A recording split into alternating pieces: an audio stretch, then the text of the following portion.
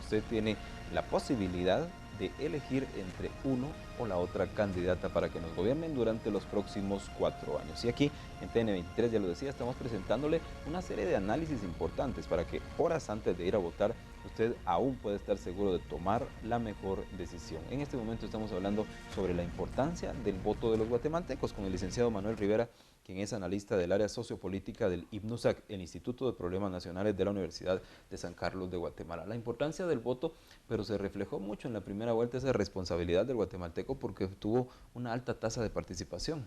Sí, por supuesto. Yo creo que, bueno, en particular las elecciones de este año hay que verlas y creo que se ha desbordado mucho en esto, pero hay que verlas dentro del contexto de la crisis política que ha vivido nuestro país, ¿no? Desde que se destapó la olla, ¿no? A partir de abril. Muchos sectores eran de la idea y consideraban que no estaban las condiciones dadas para llevar a cabo un proceso electoral. Pero los resultados de esta crisis política, o más bien los resultados que obtuvo el MP y CICIG en cuanto a provocar la renuncia de la ex vicepresidenta, del mismo expresidente, dieron un ánimo adicional, considero yo, a la población, un poco más credibilidad a lo vivido dentro de la crisis, y que motivaron, considero, a la población a tomar parte de este proceso, con su participación, que a la larga no es lo único, no es suficiente, pero ya es algo. Entonces, creo que ese escenario, insisto, en el cual se da la crisis, y al conocer algunos resultados, la población se motiva y probablemente llevaba en mente resultados que a la larga, bueno, vimos en algún momento inimaginables, pero que vimos que se dieron, ¿no? ¿Cree usted incluso que las manifestaciones populares empujaron a que la gente fuera a votar en mayor cantidad incluso? Por supuesto, creo que influyen. Creo que también es algo que hay que resaltar. La población durante 20 jornadas asistiendo, si no en mismo número, pero sí asistiendo a la plaza a manifestar su malestar, y sabiendo que no había la posibilidad de que no se realizaran las elecciones, como en algún momento se pensó, y yo lo acabo de mencionar, con los sectores que pedían esto, al darse cuenta de que no hay esa posibilidad, pues la participación en las urnas, la población, bueno, se demostró, ¿no? Lo consideró lo viable. Decir, los analistas incluso aseguraban que el porcentaje de abstencionismo iba a ser muy alto, y no lo fue. O sea, comparado con otras elecciones, no lo fue. Incluso el hecho de que la gente haya llegado a anular el voto o simplemente a doblar la papeleta es una manifestación.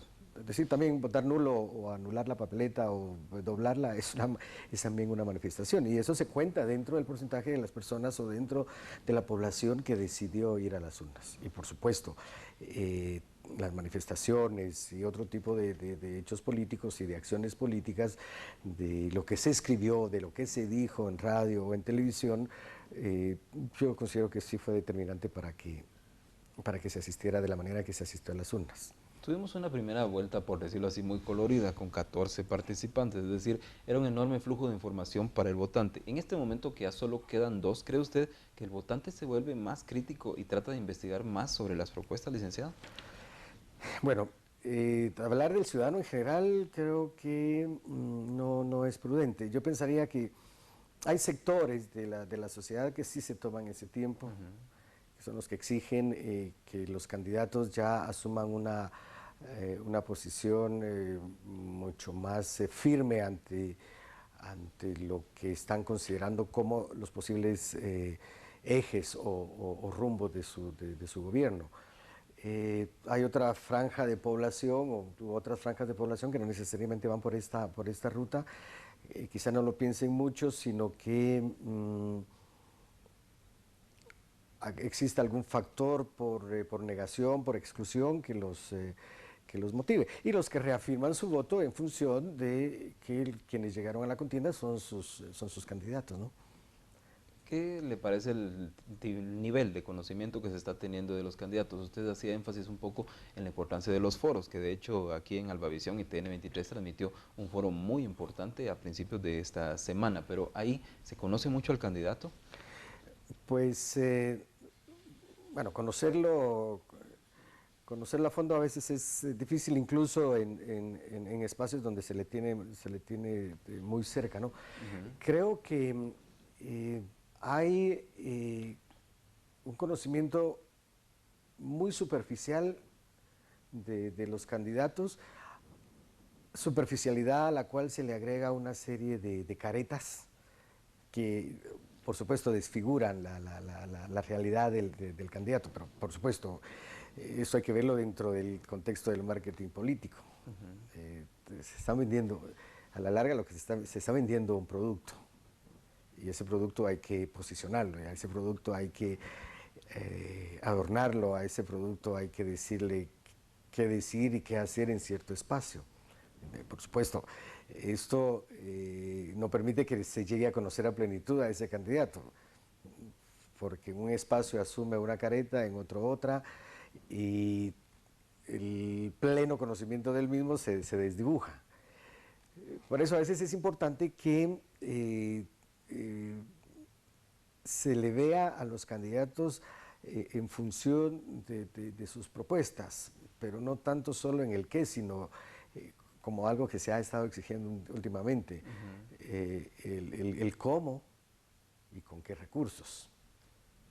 Muchas veces estas cosas se ocultan o se le ocultan al elector porque no tienen la posibilidad ni la capacidad de estar ofreciendo cosas que no van a cumplir.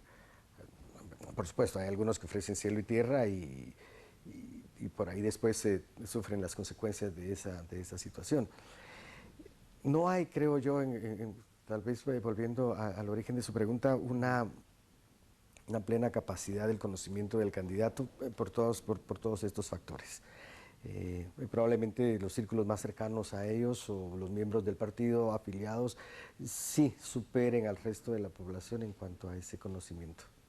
El voto nulo y el voto en blanco que usted ya lo acaba de mencionar, tienen la misma importancia que votar y marcar la papeleta por alguno de los candidatos para usted?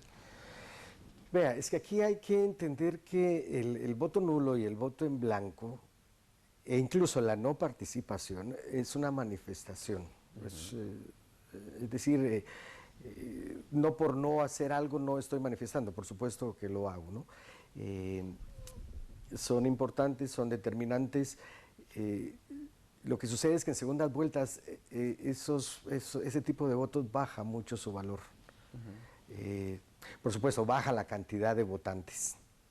Se elevan los porcentajes en cuanto a el que gana y al que pierde, por supuesto. Lo podemos revisar en las últimas tres elecciones. Los últimos tres presidentes que hemos tenido han ganado en segunda vuelta con arriba del 55% de votos. Pero por supuesto la población total o la cantidad de población que llegó a votar es menor.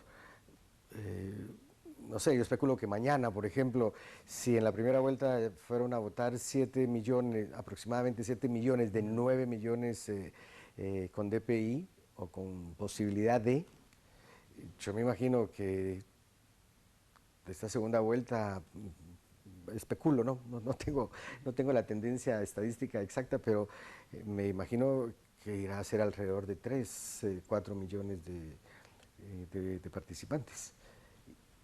¿Qué tan determinante es ahí el voto nulo o el voto en blanco?